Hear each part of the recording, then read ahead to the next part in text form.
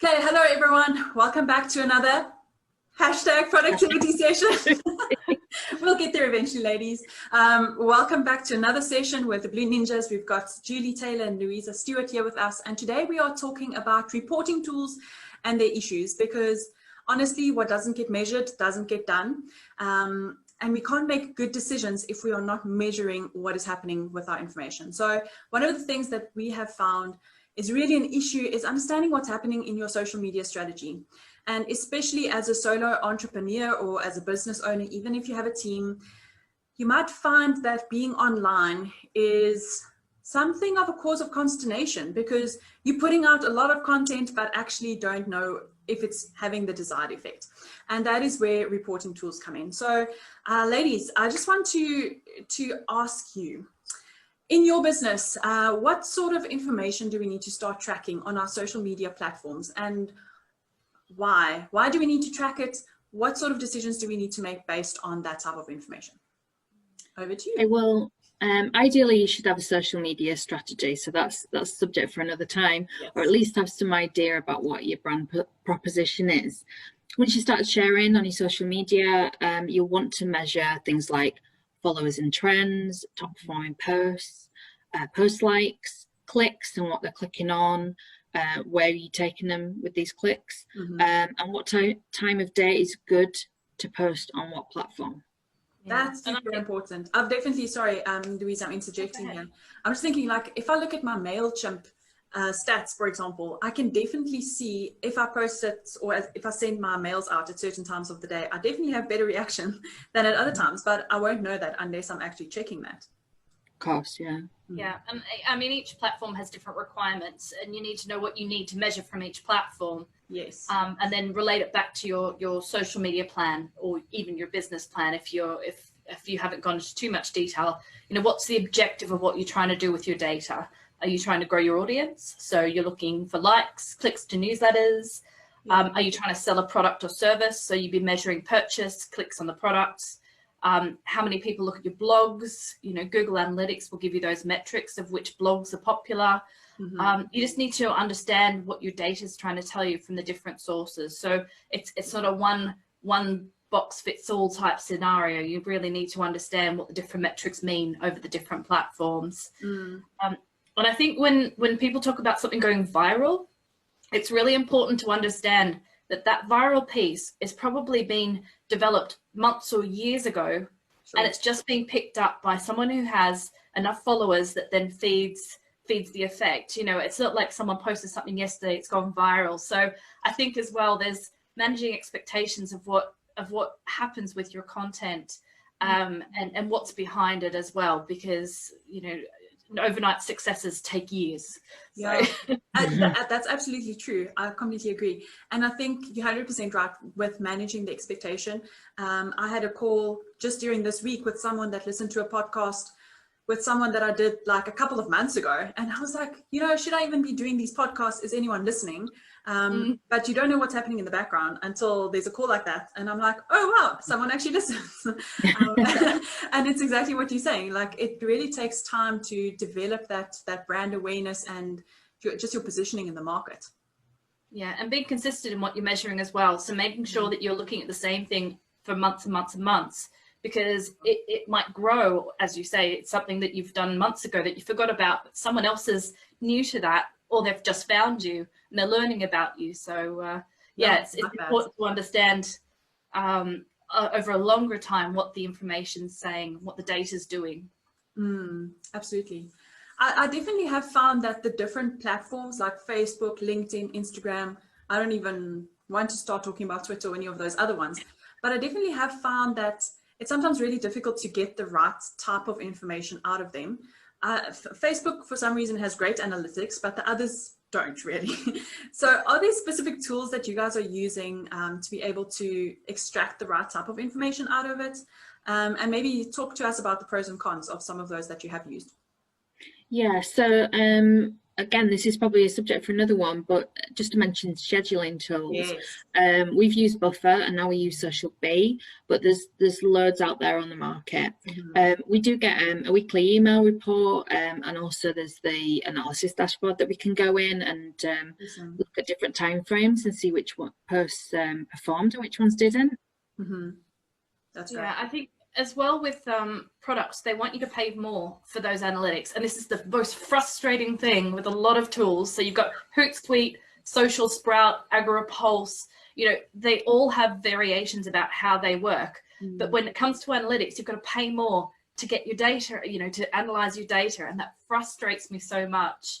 You know, there's really not an easy fix when it comes to analysis of data with social media tools. It's kind of like the more you pay, the more you get, and that's very frustrating. You know, we've been looking at reporting on social media for months now, and we have not found a good solution that doesn't cost thousands of pounds a month, you know.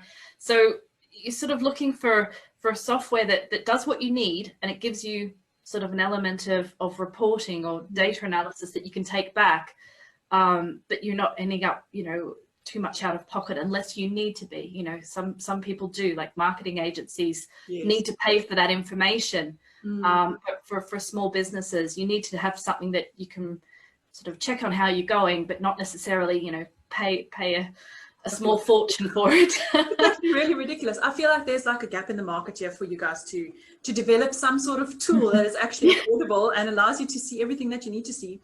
And maybe it doesn't have to be a scheduler and a content, you know, analytics tool. Maybe it can just be one or the other. I think maybe that's part of the problem, right? Where we've got tools trying to be all things to all people, and that just ends up hiking up the price, right? I don't know. I think there's a job of product opportunity for you guys. I think if anyone following your podcast can give us some advice on what tools do that. There are so many new tools out there, and they either do one or they do the other. And you've got people that sort of feed into the middle area, but you're paying a lot for that middle ground. I think when you look at, you know, how often are you posting, you know, Google wants your algorithm to be fresh. So they want you to be posting a lot on your website to feed the algorithm so they know that you're active. And so if you're only focusing on social media, then Google's not going to know your website's live. So you kind of got to compromise between how much you're putting on social media versus how much you're putting on your website. Because what happens if there was no social media tomorrow? You know, you own the content of your website, but you don't generally own the social media platforms. You've got to be very aware of how much effort you put into where you're placing your information and the value of it moving forward, because, you know, as we know, algorithms are changing. Facebook changed their algorithm fairly recently. You know, things like that you've got to be aware of, because Julie messaged me the other night and went, "We've lost our 5 stars. Where did our 5 stars go?" Louisa has a week off and then it all goes off when she's not there.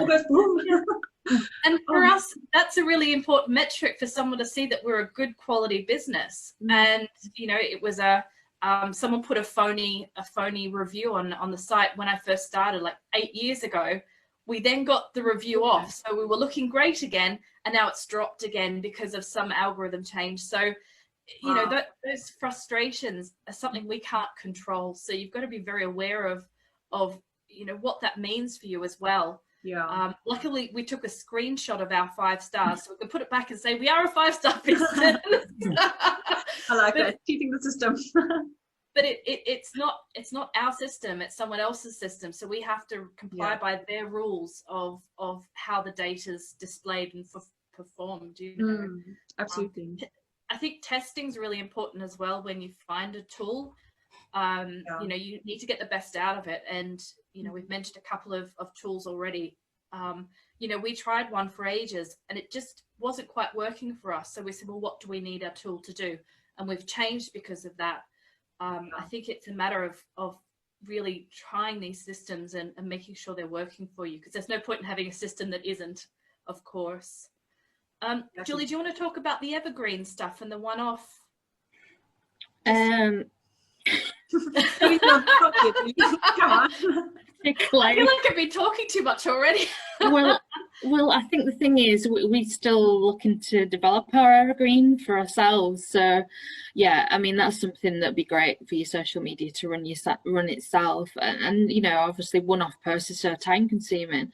Yeah. But we had a good session with somebody on blogs last week, and she's saying you've got so much content there, and it's a bit like your podcast. Who's listening? It's like if somebody hasn't reacted straight away to my blog, nobody's reading it. So, I think it's about leveraging what you've got and not, you know, beating yourself up about brand new content every day of the week sort of thing. Yeah, I definitely agree with that. And yeah, sorry, go for it, Louisa. I was going to say, and there's also RSS feeds, which is sort of another element of the way that you pull other people's content as well. Yeah, well, maybe tell us a little bit more about this concept of RSS feeds, because I think that's something that sometimes people think has gone out of fashion, but actually there's a lot of power in being able to leverage off of that. Yeah, so I had to go and Google it because I've only heard them as RSS feeds rather than they're called really simple syndication. And it's essentially, it's pulling content from one site and then manipulating in a way that you can then pull it into another site. So it can be automated. It's quite helpful to look at RSS as a part of your content strategy. If you do it well, you know, you're looking at keywords. You know, you need to make sure that if you're using RSS feeds that they're hitting the mark, because there's no point in providing information that's irrelevant to your audience. So RSS feeds will work in social media tools.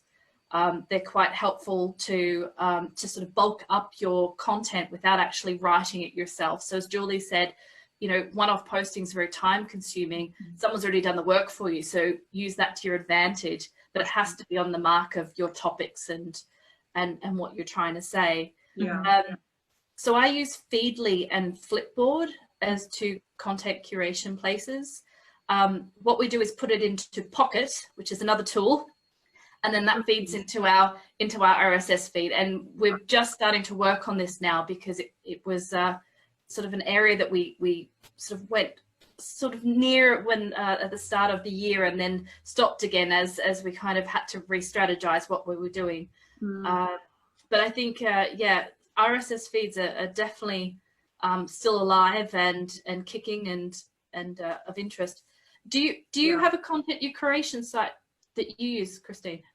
I was playing around with some options. Feedly was one of them. I ended up settling on Q.com. That's QUUU.com. I don't know why, you know, but anyway. What I quite like about it is it links automatically with my Hootsuite, so it can post automatically. I think part of what put me off from Feedly was the cost associated with it. I can't remember what the cost was, but I think that was one of the considerations for me. Whereas with Q.com, I end up being able to do a lot more than what I was able to do with Feedly. But yeah, I think it comes down to which platform has the type of content that you need for your audience, because not all of them can curate the same type of content and subjects. So I think that's also something to consider for sure. Yeah. And I think with you know, look for your experts in the field, look at what they're writing. There's Medium, Inc.com, Entrepreneur. There's a lot of places that have a very broad range of information topics. So it's a matter of finding where your audience, where your experts are writing for your audience, and leveraging that information, even if it's a copy and paste of a link to an article. You know, it's just providing another point of expertise. That's it. And I think it's about positioning yourself in alignment with experts. So it's not necessarily to say that you need to be the expert in whatever subject, but you're aligning yourself with other experts, which automatically just elevates your status, you know. So I think it's a really great way to be able to promote your brand to a high level for sure. I like that. Cool. Any closing thoughts that you guys would like to share? Any questions I didn't ask that you would like to answer? I think there was just things around, you know, if you go in directly to the social media platforms, you can't all look at them the same way. So they're in cahoots with each other to make it tricky, don't they? So, you know, you can get certain metrics from Facebook, Instagram and LinkedIn, but then Instagram, you can only look back 7 days. You're looking at you have to look on your mobile device. And it's making life difficult for us, eh? I don't understand. Yeah, it's so rude.